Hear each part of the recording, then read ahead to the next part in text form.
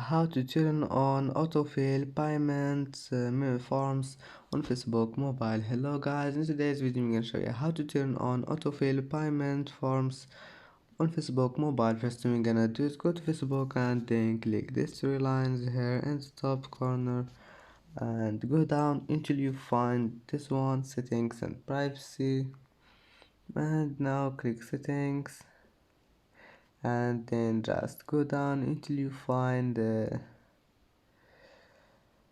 this one, browser. Click on it and click here autofill payment forms, and now as you see, autofill payment forms has been turned on. And that's it for today's video. If you like this video, don't forget like and don't forget subscribe, and see you in the next video.